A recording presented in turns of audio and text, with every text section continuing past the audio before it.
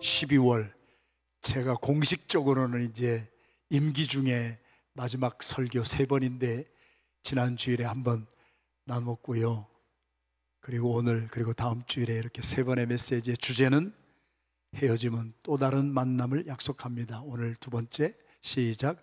우리의 헤어짐은 사명의 만남을 약속합니다. 사명으로 사는 사람들은 신구약 여러분 쓰임받았던 모든 사람들을 한번 주목해 보세요. 그 사람들 다 헤어졌었습니다. 그러나 사명으로 살기에 인생의 어느 때 어디선가는 꼭 다시 만났습니다. 사명자는, 사명으로 사는 사람은 헤어져도 다시 만납니다. 오늘 우리가 기도하면서 말씀 나눈 대로 바울이 에베소라고 하는 곳에 아데미 신을 섬기는 여신전이 있었던 곳이에요. 우리로 말하면 우상의 본거지가 있던 곳에 들어가서 얼마나 많은 핍박을 받았게요. 얼마나 많이 조롱당했게요.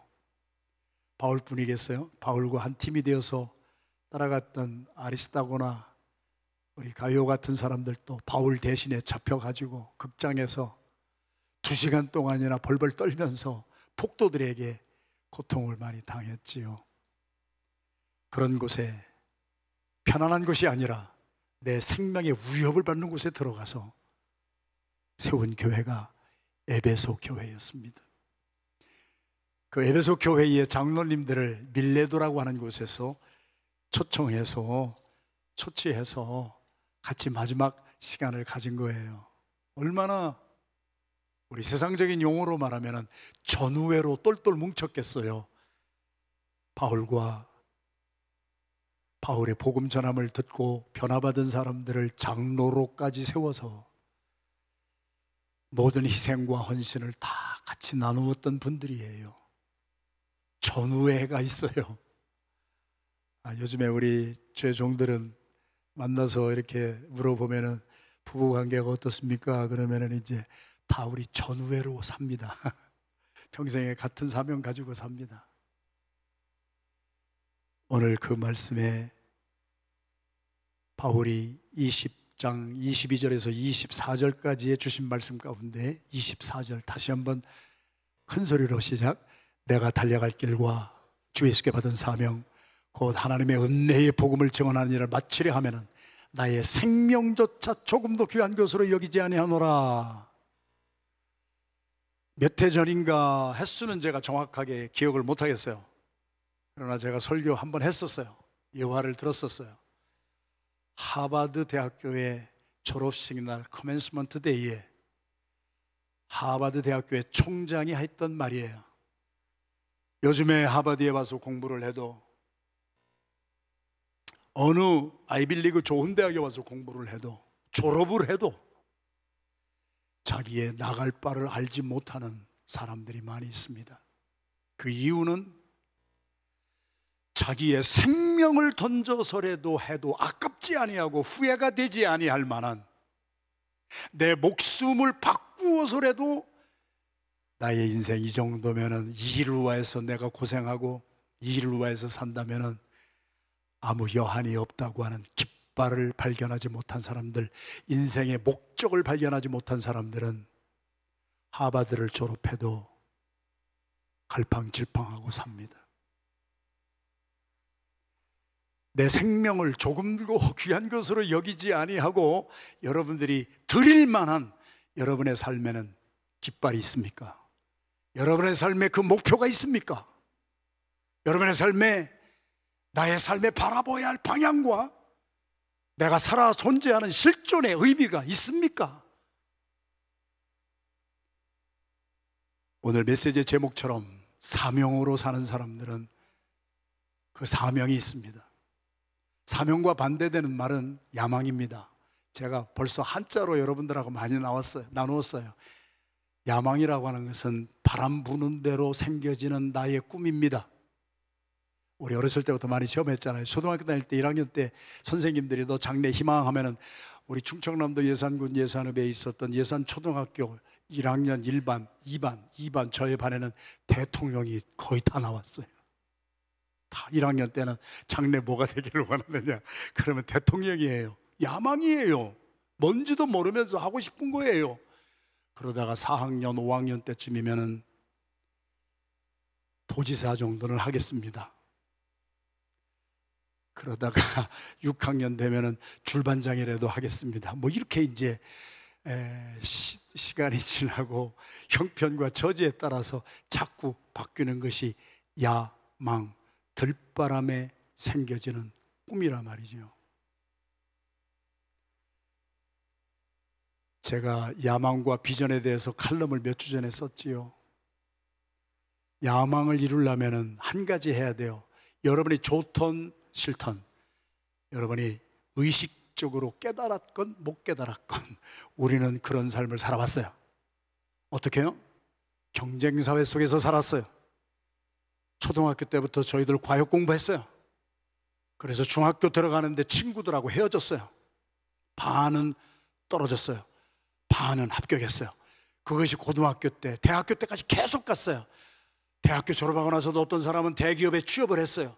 나는 떨어졌어요. 뭐 이런 식으로 우리가 알게 모르게 여러분이 싫어하든 좋아하든 하고 아무 상관없이 우리는 우리가 원하는 대로 살기 위해서는 누군가를 떨어뜨리고 누군가를 밟고 올라가서 내 꿈을 이루는 것을 야망이라 합니다.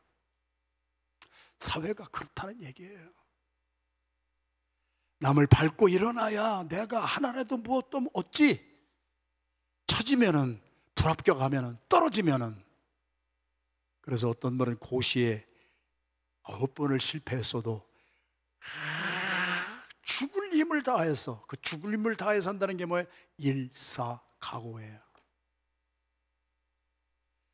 믿음의 삶을 떠나서요, 그냥 여러분들이 살고 있는 매일의 삶의 현장을 보면은요, 그래도 뭔가 이루어낸 사람들은요, 김연아 선수는요, 또 복싱의 챔피언이 됐던 사람들은요, 그렇게 시시껍절하게 산 사람이 없습니다. 돼도 좋고 안 돼도 좋고 그런 아마추어리즘의 생각을 가지고 무엇인가 이룬 사람은 아무도 없는 것을 우리가 압니다. 목숨을 다해서 고시 한번 패스하려고 구수하고 10번째 합격한 사람이 대통령도 되는 거 아니에요? 여러분 꼭 그런 분야만 그렇습니까? 우리의 삶에 신앙생활 하는 것도 그렇잖아요. 여러분들이 미국에 와서 여러분들은 좀 달라요. 일부 예배 때는 마음이 많이 짠하거든요. 저의 세대들, 부모님들의 세대, 언어도 안 돼요. 문화도 몰라요. 그런데 자녀들을 데리고 왔어요. 죽을 힘을 다해서 살았어요. 제가 코비드 이후부터는 못했지만 그전에는 제가 예배 끝나면 악수들을 했잖아요. 눈물 나는 분들이 많아요. 손이 나무 토막 같아. 제가 제일 듣기 겸연 좁고 쥐구멍이라도 있으면 들어가고 싶었던 말이, 제 손을 만지면서 어떤 권사님이, 아유 목사님 손은 정말 부드러워요. 우리야 노동을 못 해봤잖아요. 노동하는 것이 밤새 정신노동하고 책 읽고 성경 읽고 하느라고 손은 고와요. 그런데 권사님의 손도 뭉툭해요. 어떤 삶을 살았어요? 우리의 부모들 1세대들, 여기에 있는 여러분들을 기르고 여러분들 정말 잘 적응하기 위해서 적응도 안 되는 사회 속에 들어와서 여러분들의 부모님들, 지금 돌아가신 분들, 노년에 계신 분들요, 목숨 내놓고 살았어요. 30년 역사의 초기에 제가 신방 가서 울지 않은 한 날이 없었어요. 가보면 방탄 유리 뒤에서 이만큼 내놓고 1불짜리 받고 포테이토 하나 내주고, 나중에 사정이 안 좋으니까 그런데 기관총 들고 막 들어와가지고 위협하고, 거기에서 한 분은 노이로제 걸렸어요. 그래서 지금도 트라우마가 있잖아요. 나라와 민족을 생각한 사람들은 어떤 사람들이에요? 제가 충청도 사람이지만 충청도에 윤봉길 의사 같은 사람, 나라를 사랑하고 어떻게 해서든 내 독립을 이루겠다고 하는 도산 안창호나 우리 한국 사람들이 영웅이라고 부르는 사람들의 공통점이 뭐냐고요. 그들은 도시락에다가 폭탄을 넣어가지고 가는 그 순간부터 나는 죽었다고 생각하고 갔어요. 자기의 목숨을 초계처럼 여기고 일사각오로 내가 죽어도 좋은 목적이 있었던 사람들은요, 후회 없는 삶을 살았습니다. 유관순 여사, 열사, 처녀의 어린 여학생의 마음속에 내 몸뚱아리가 하나밖에 없는 것이 억울할 정도로 나의 조국을 위해서 내가 죽을 수만 있다면, 몸이 10개만 있다면 10개를 다 죽이겠는데 안타까운 마음으로 모진 고문을 당하면서 죽었던 사람들, 제가 하루 종일 이야기를 해도 부족함이 없겠지요. 인생에 후회함이 없는 삶을 살았던 사람에게는 내 목숨을 내놓아도 아깝지 아니하는 인생의 고귀한 목적과 방향과 삶의 존재의 이유가 있었기 때문에 그들의 삶은 30대에 산화했어도 후회함이 없었지만 80, 90까지 가늘고 길게 사는 삶 속에서 먹을 거 하나 때문에 양심 팔아 먹어가면서 살았던 사람들, 그들의 삶은 아무리 겉으로 보기에 좋았다 할지라도 의미 없는 삶이요, 보람 없는 삶이요, 살만한 가치가 없는 삶이었겠지요. 다시 한번 24절 큰 소리로 합독합니다. 시작. 내가 달려갈 길과 주 예수께 받은 사명, 곧 하나님의 은혜의 복음을 증언하는 일을 마치려 하면은 나의 생명조차 조금도 귀한 것으로 여기지 아니하노라. 1차, 2차, 3차 선교 다녔잖아요. 1차 마치고 어디로 돌아갔어요? 자기를 파송한 안디옥 교회로 돌아갔어요. 2차 선교 마치고 사도 바울이 어디로 돌아갔어요? 자기를 파송한 안디옥 교회로 돌아갔어요. 3차 안 돌아갔어요. 헤어졌어요. 그리고 오늘 밀레도라고 하는 곳에서 자기와 생사고락을 함께 나누면서 복음으로 교회를 세웠던 장로님들과 사도 바울은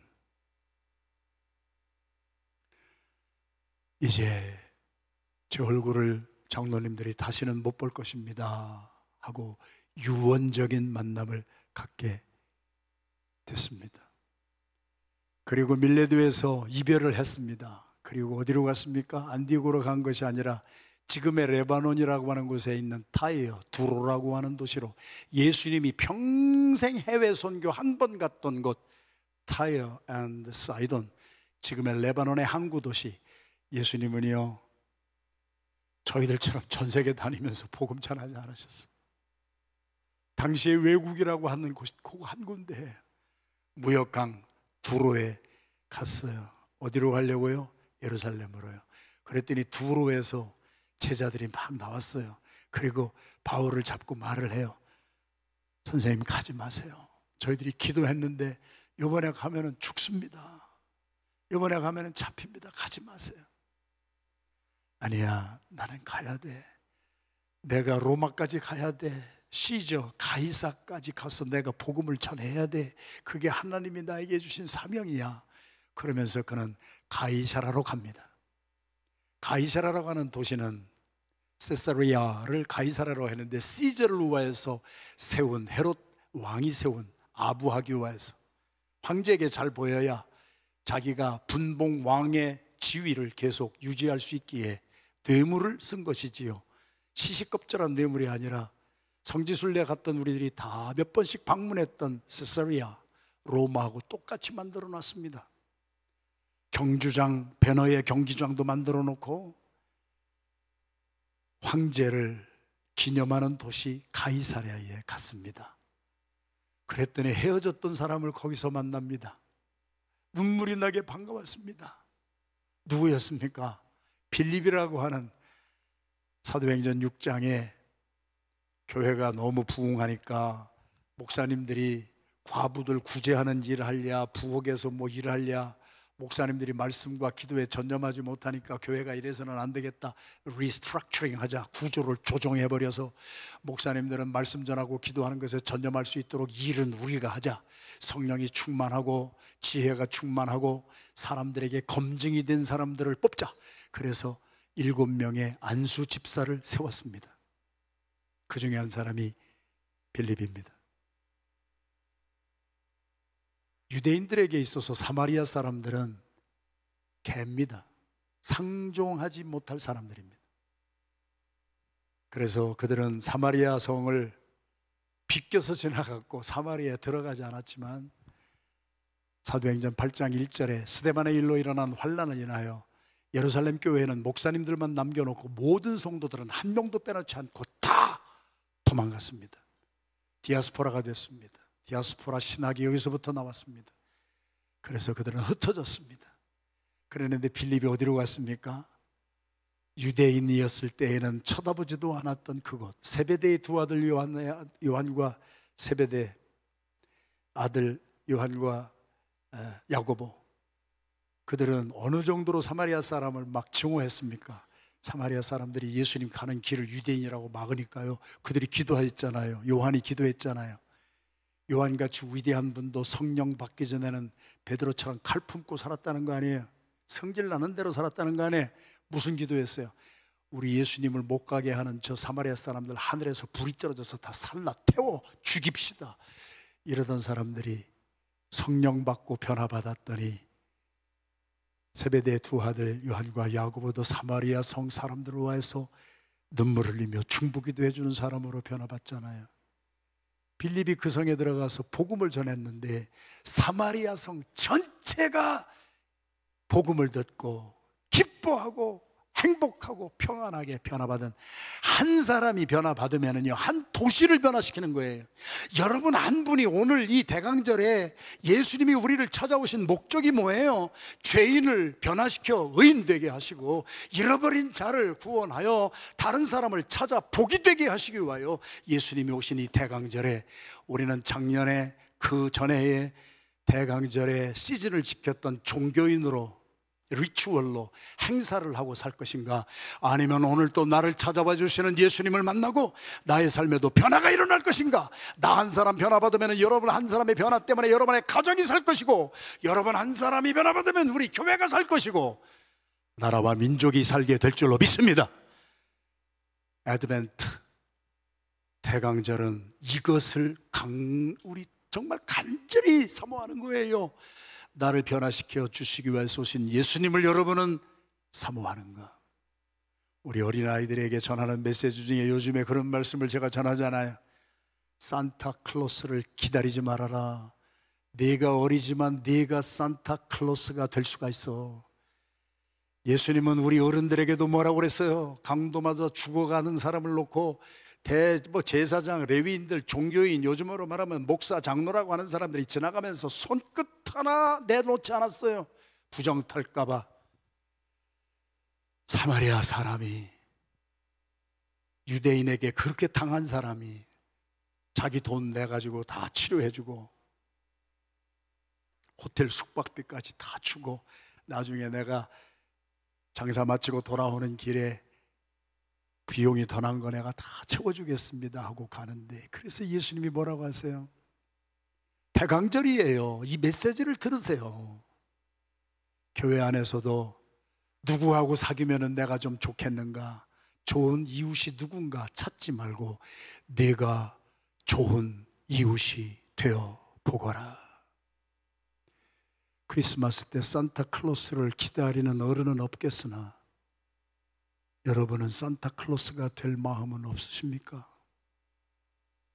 예수님의 마음이 우리의 마음이 되고 예수님의 눈물이 우리의 눈물이 되고, 주님께서는 내가 이 땅에 온 것이 건강한 사람을 위해서 온 것이 아니라 아파가지고 소외되고 돈이 없어서 밀려나가고 내가 학력과 경력이 없어서 사람에게 무시받는 사람, 그런 사람들을 위하여 내가 왔다고 예수님이 그랬는데, 우리는 그 예수님을 만나고 나서 예수님의 마음을 가지고 그들을 찾고 있는가?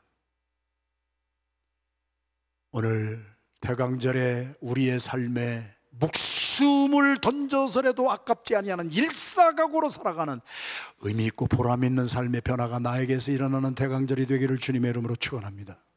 오늘 본문의 말씀에 보면은요 22절 말씀이지요. 한번 22절 같이 읽겠습니다. 시작. 보라, 이제 나는 성령에 매어 예루살렘으로 가는데 거기서 무슨 일을 당할는지 알지 못하노라. 이게 사도 바울이 에베소 교회 장로님들에게 한 말이 아니라고요. 장로님들에게만 한 말이라면은요 우리가 읽을 필요가 없잖아요. 우리의 일이에요. 여러분은 내일 여러분이 무슨 일을 당할지 아십니까? 여러분은 여러분이 생명보다도 더 귀하게 여기는 그 사업체가, 여러분의 직장이 내일 어떤 일이 일어날지 여러분은 아시느냐고요. 여러분이 그 직장이 나의 완전한 피난처가 되어서 이 직장에만 있으면 내가 먹고 사는데 지장 없겠다 하는 그 직장이 여러분들의 삶을 완전히 보호해 줍니까? 경기가 나쁘면 다 레이오프 하잖아요. 내가 믿었던 직장이 나를 버릴 때도 있잖아요. 내가 믿었던 사람이 나를 배신할 때도 있잖아요. 동업을 하다 보면 그런 일도 있잖아요.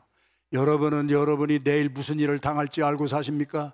왜 우리가 오늘 또 하나님의 말씀을 가지고 우리의 삶을 비춰봐야 되느냐? 성경이 주시는 말씀 한 말씀이 오늘 우리의 삶을 말해주고 있는 거예요. 저같이 건강하던 사람이 이렇게 건강 다 잃어버리고 쓰러졌다가 지금은 많이 회복이 됐지만 누가 알았습니까? 몰랐습니다. 우리 아내가 그런 병에 걸릴 줄 누가 알았습니까? 몰랐습니다. 오늘 또 1부배 끝나고 지금 7년째 항암 치료받고 있는 분과 안수기도 하고 제가 여기서 같이 울었어요. 왜 울었어요? 슬퍼서요? 아니에요. 7년 동안 암과 투병하고 있는데 불평 한마디 없이 살아왔어요. 내가 죽어도 천국에 가는데 그러면서 꿋꿋하게 이제 항암 치료는 마쳤다고 하는 우리 여자 권사님이 계세요. 여러분이 아세요? 다 아세요. 우리 가운데 그런 분들이 얼마나 많으세요? 우리가 알 수 있는 확실한 것은 저와 여러분의 삶에 내일 나에게, 우리의 가정에, 우리의 자녀에게, 우리의 사업에, 우리의 직장에 무슨 일을 당할는지 우리는 알 수가 없기에 우리를 미리 아시고 우리 섭리와 프로비데오, 저와 여러분의 내일을 미리 보시고 경륜을 통하여 하나님이 일하시는 방법으로 우리를 이끌어 주시는 주님을 믿는 사람은 확실한 보장이 되는 줄로 믿습니다. 그래서 저도 30년 동안 이 복음을 전하는 거 아니에요. 그래서 가이사랴에 갔더니 헤어졌던 빌립을 만나요. 빌립이 가이사랴까지 왔어요. 세사리아 황제를 위한 총독부가 있었던 곳에 호랑이 굴에 빌립은 들어온 거야. 전도를 하다 보면은요, 가까운 곳에서 하다 보면은요, 호랑이 굴 속에 들어갈 수 있는 그러한 담대함과 용기도 있는 거예요. 거기서 그만 혼자 있었습니까? 딸이 넷이 있었는데 다 예언자라고 그랬어요. 빌립은 가이사랴에서 헤어졌던 바울을 다시 만납니다. 사명자는 헤어졌어도 다시 만납니다. 사명으로 사는 사람들은 인생의 어느 길목에서 어떻게 만나든지 다시 만나게 해주십니다. 그 집에 가서 며칠 유하면서 예루살렘으로 갈 계획을 가지고 있었던 바울에게 유대로부터 왔던, 예루살렘으로부터 아가브라고 하는 우리 선지자가 와서 갑자기 바울의 허리띠를 쫙 풀더니 자기의 손을 꽁꽁 매요. 그러면서 이 벨트, 이 허리띠의 주인은 예루살렘에 가면은 이렇게 잡혀서 죽을 것이니까 가지 마세요. 눈물 뿌리면서 사도 바울을 가지 못하게 합니다. 우리의 삶에 적용해 보세요. 여러분이 무슨 사업을 시작하려고 하는데 여러분을 정말 사랑하는 여러분의 부모님들이나 여러분의 친구들이나 이 사업에 아주 능통한 사람이 와서 그거 하면 안 돼. 지금 경기가 이렇게 나쁜데 그런 거 시작하면 큰일 나. 그러니까 좀 기다려요. 여러분은 어떻게 하시겠어요? 저라면 좀 기다릴 수가 있지 뭐. 오늘만 날이요. 지금 형편이 안 좋다는데 좀 기다리면 되는 거지. 그런데 그 말을 듣고 사도행전 21장 13절 사도 바울은 또 이렇게 선포합니다. 21장 13절 말씀 시작. 바울이 대답하되 여러분이 어찌하여 울어 내 마음을 상하게 하였느냐? 나는 주 예수의 이름을 위하여 결박당할 뿐 아니라 예루살렘에서 죽을 것도 각오하였느니라. 바울은 죽었던 사람입니다. 하나님의 음성 못 듣고 예수 믿던 사람 죽이던 살인자였습니다. 그가 예수님을 만났습니다. 그리고 그의 삶이 변했습니다. 죽었던 내가 생명을 다시 찾은 사람은요, 나를 위해서 죽으신 예수 그리스도를 위하여, 그 이름을 위하여 결박당할 뿐 아니라 예루살렘에서 죽을 것도 각오하였노라. 사명은 야망과 다릅니다. 사명은 하나님이 주신 꿈, 비전입니다. 제가 절친들이 좀 많이 있는데, 이번에도 다음 주일에 제 절친이 제가 안 한다고, 우리 그럴 계획 없다고 했는데 축하 동영상을 3분이 찍어서 벌써 보냈어요. 우리 배은경 집사님 미디어 팀에서 일일이 연락을 해가지고 벌써 다 왔더라고요. 그런데 그 중에 한 분이 저보다 후배예요. 뭐 3분 다 저보다 나이가 적은 후배들이지만, 제가 후배지만 존경하는 분들인데, 그 중에 우리 다 쓰러져가는 우리 교단의 신학교가 LA에 하나 있었는데 너무 어려웠어요. 재정적으로 너무 어렵고 학생들 모집하기 너무 어렵고 그러는데, 이상명 총장이라고 하는 분, 제가 책을 쓸 때마다 저 추천서를 이렇게 써주시고 축사 늘 동영상으로 보내주셨던 젊은 학자 이상명 총장이 뭐 한 달에 한 2번은 한 번 전화로 통화하면 1시간, 뭐 1시간 반 우리의 비전을 나누는 거예요. 그리고 같이 신학교와 개교회가 어떻게 하면 협력해서 하나님을 기쁘게 하실까. 그분이 칼럼을 쓰세요. 저도 늘 칼럼을 쓰는 것처럼. 그분의 칼럼을 읽고 제가 1시간 조금 못되게 우리 나누었던 것이 어제 그저께입니다. 그분이 이번에 쓴 칼럼이 파란 장미입니다. 저것이 아니니까 정확하게 누가 한 말인지 제가 코테이션하고 인용을 하는 겁니다. 파란 장미. 파란 장미를 보신 분은 손 들어보세요. 파란 장미 보신 분 손 들어보세요. 아무도 없네. 저는 오늘 아침에도 봤는데, 권사님이 제 책상에 꽃을 하나 해주시는데, 장식을 해주시는데 파란 장미예요. 파란 색깔이 아니에요. 장미는 새빨간 거예요. 그런데 제가 칼럼에 썼으니까 나중에 칼럼 읽어보세요. 오늘 칼럼을 지금 읽지 마시고. 근데 일본의 산토리라고 하는 유명한 회사하고 또 오스트레일리아의 플로리진이라고 하는 대회사가 13년 동안 유전자 조작을 하는, 변경을 시키는 일을 공동 투자했어요. 300억 원을 투자했더라고요. 300억 원을 투자해서 유전자를 조작해서 새빨간 장미를 파란 장미로 바꿨어요. 근데 그 파란 장미를 제가 보면은 새파란 파란색이 아니에요. 시뻘건 것이 없어졌어요. 그리고 그 잎사귀 있는 데 보면은 파란색이 쫙 이렇게 나와 있어요. 이것이 대박이 난 거 여러분 아세요? 그러니까 장미를 새빨간 것이 우리는 장미잖아요. 그래서 파란 장미라고 하는 어원은 impossibility예요. 파란 장미는 불가능이다. 어원의 뜻이 불가능이에요. impossibility예요. 그리고 도저히 이룰 수 없는 일이에요. 그런데 300억 원을 투자하고 두 회사가 13년 동안 유전자 조작을 하니까 가능해졌어요. 그래가지고 투자한 것에 몇천 배를 벌었습니다.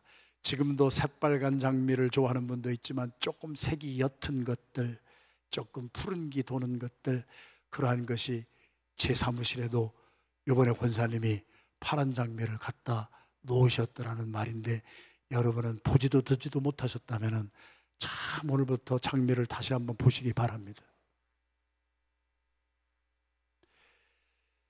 제 친구 중에도 한국의 유명한 스템셀 연구학자가 있습니다.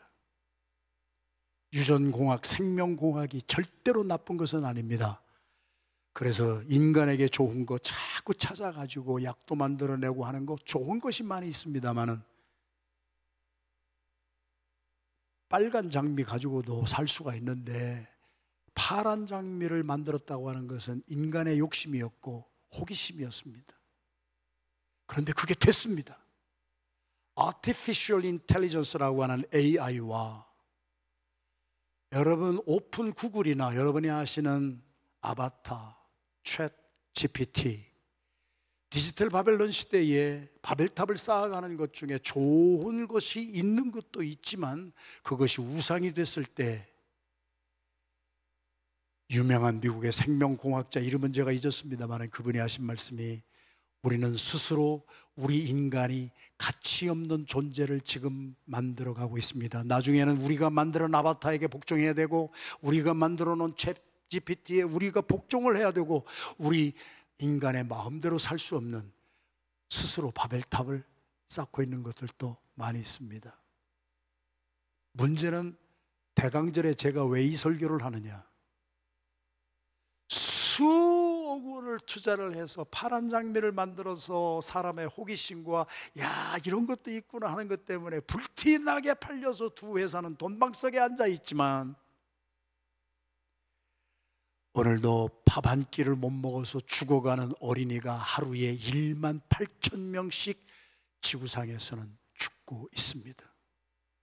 어제도 제가 뉴스에서 이스라엘과 하마스의 전쟁, 가자 스트립에서 일어나는 일에 어린애가, 대여섯 살 된 애가 나흘을 못 먹어서 아빠 먹을 거 좀 주세요 그러는데 주지 못하는 그 아버지의 마음은 무너지고, 엄마의 마음은 어떻게 해야 될 줄 모르는데 사람들은 싸우고 있습니다. 수많은 돈을 쏟아부어서 파란 장미를 만드는 것 자체를 제가 뭐라고 하는 것이 아니라, 그 많은 돈의 일부만을 조금 도와주어도 하루에 1만 8천 명이 한 꿀도 못 먹어서 죽는, 매일 죽는 숫자가 1만 8천 명이더라고요. 아프리카가에서 제가 눈으로 목도한 것은, 어린아이들이 마실 물이 없으니까 아침에 물동이 뭐 이런 거 플라스틱 통 하나 가지고 하루 종일 걸어가서 물통에다 물 담아가지고 오면은 점심때 조금 지납니다. 그러면 그 물 먹고 사는데, 그 물을 보면은 별거 다 들어있고 뿌여서 오염된 물을 마시고 하루에 5천 명의 어린아이들이 죽고 있습니다. 아프리카에 10년 넘게 다녀보니까 매년 말라리아 약 하나만 먹어도 괜찮을 아이들이 300만 명이 매년 죽고 있는데, 한편에서는 수도 없는 돈을 터부어갖고 파란 장미 만들어서 좋다고 하는 것을 우리는 어떻게 보아야 됩니까? 우리의 호기심을 만족시키는 파란 장미가 천하보다도 귀한 어린 생명들을 하루에 18,000명씩 죽이고 5,000명씩 썩은 물을 마시게 하면서도 우리는 그 장미를 보고 즐기고 있다면, 우리는 도대체 무슨 가치관을 가지고 살아가는 사람들입니까? 생명공학, 유전공학이 나쁘다는 말이 아니라 동기가 문제라는 것이지요. 그래서 야고보서 1장 15절 말씀에는 욕심이, 호기심이 잉태한 즉 죄를 낳고 죄가 장성한 즉 사망을 낳느니라. 야망으로 살면은 돈을 벌어서 파란 장미 갖다 놓고 즐길 수 있을지는 모르지만, 태강절에 병들고 알약 하나만 먹어도 북한에 가니까 탈레놀 유효기간이 지난 것이 있었는데 그거 반쪽만 먹여도 애들이 살아나던데, 나를 따라다니던 정보원도 내가 호주머니 넣고 다니던 알사탕 하나 주었더니 사탕 하나를 먹고 목사님 눈이 밝아지네요.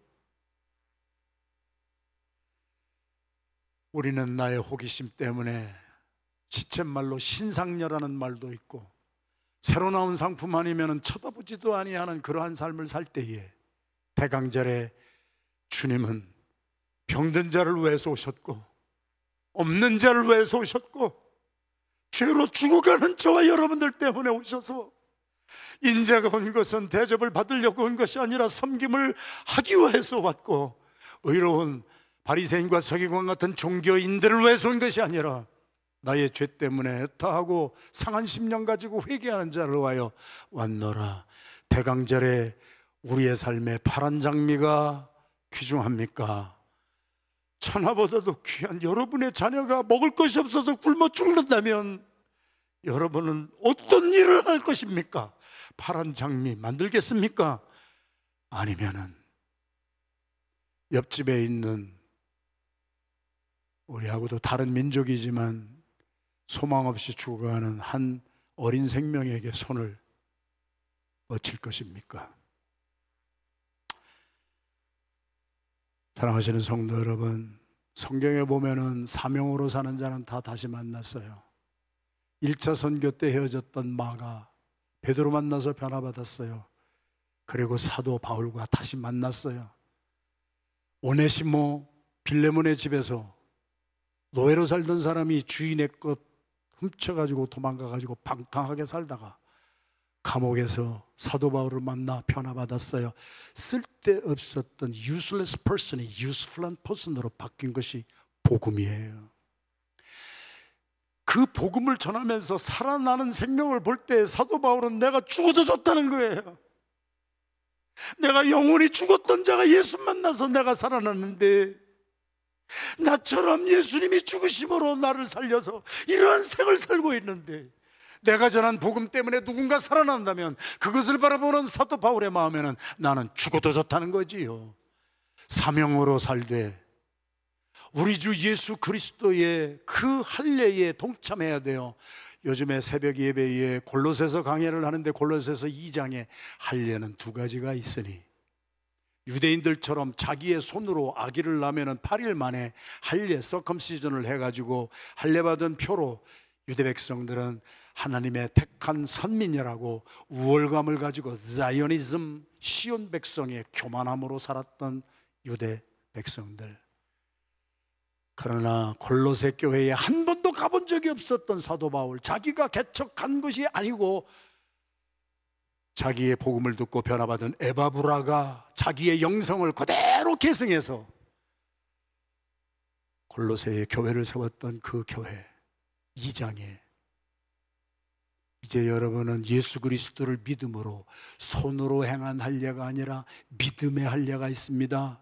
예수 그리스도를 믿는 믿음으로 나의 죄를 회개하고 나의 죄성이 예수 그리스도와 함께 십자가에 못 박혀 장사 지낸 바 되고 소망 없이 살던 오네시모같이 쓰잘데없었던 인간 아키뽀라고 하는 분은 에바브라의 뒤를 이어 3대째 그 영성을 계승해서 사도 바울이 한 번도 가보지 못한 골로새 교회에 했지만 가보지 않았어도 자기의 영성을 계승한 사람들에 의하여서 3대가 영성이 계승이 되었던 골로새 교회 아키뽀도 빌레몬의 노예였습니다.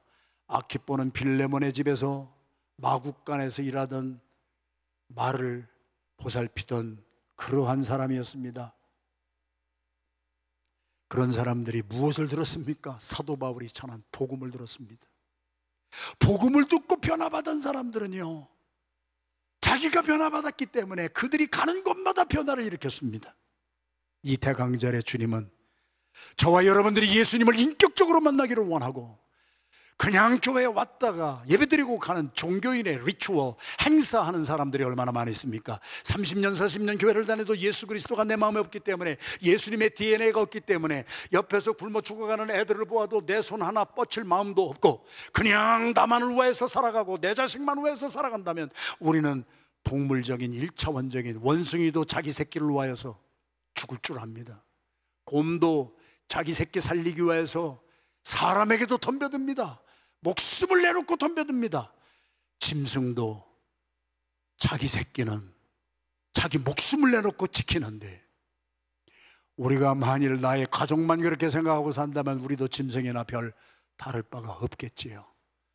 한 번도 가보지 못한 골로새 교회 영혼들을 위하여서 사도 바울은 그리스도의 할례를 받아라, 예수를 믿음으로 믿고 예수님이 십자가에서 달려 돌아가 죽으신 것이 나의 죄를 위해서 대신 죽으신 대속의 죽으심인 것이 믿어지면 예수를 영접하거라. 너의 삶의 파스칼이 말한 대로 너희의 시면의 깊은 인어빙 속에 그 자리에 예수님을 모셔드려라.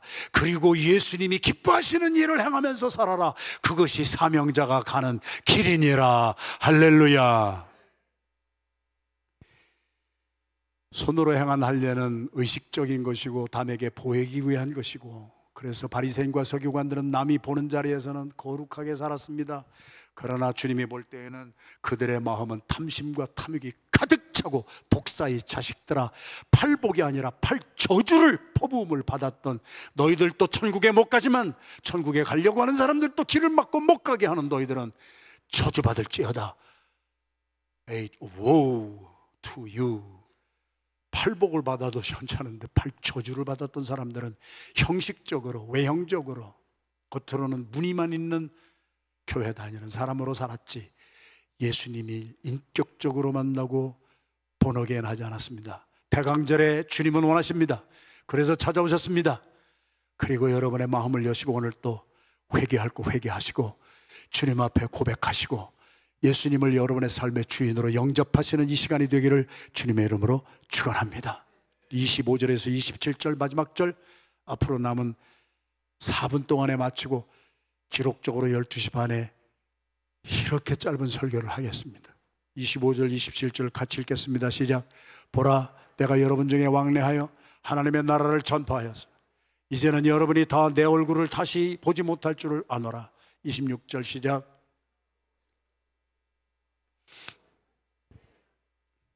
여러분, 이게 무슨 뜻인지 금방 깨달아져요? 안 깨달아져요. 목사가 제가 큐티를 하는데 도대체 이게 뭔 소리인지 이해가 안 돼요.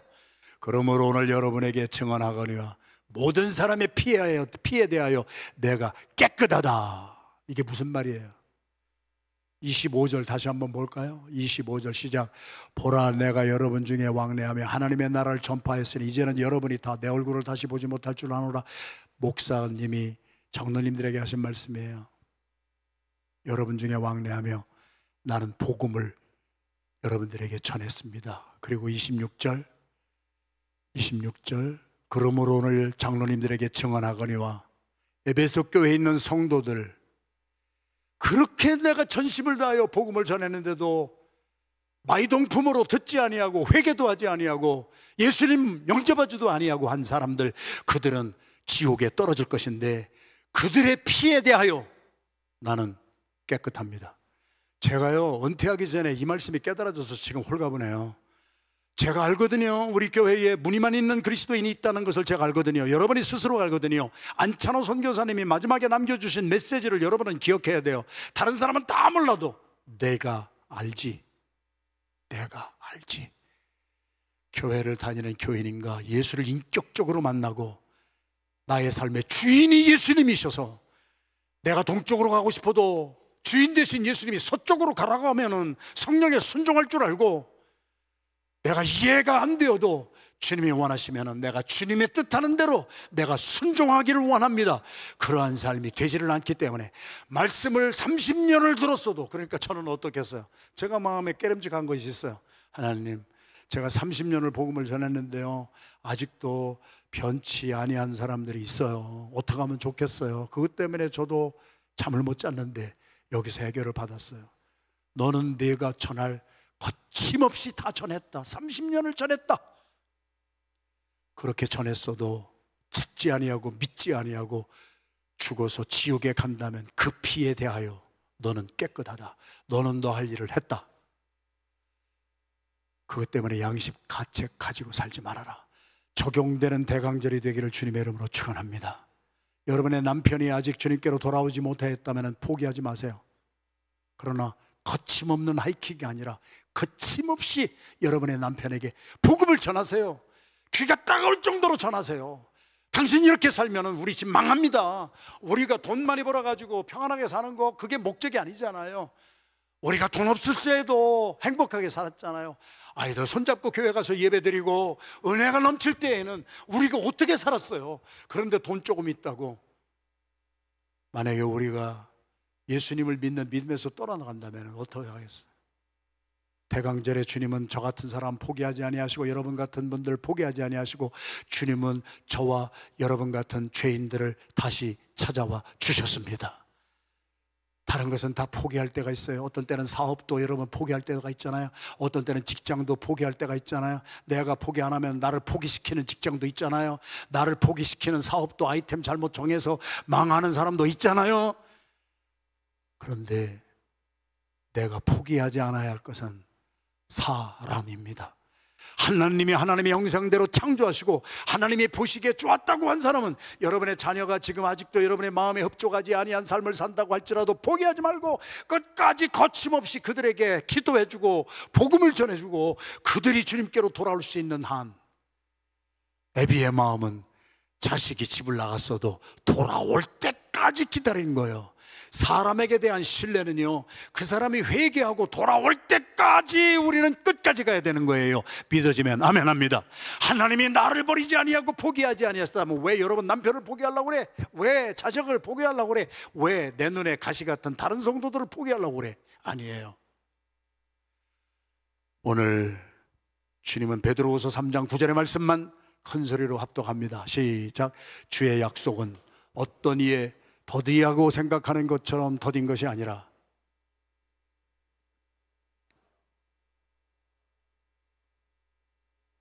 사도 바울이 나 책임 없어, 나는 이제 저 사람 지옥 가도 책임 없어, 나는 할 거 다 했어, 그런 말이 아니란 말이에요.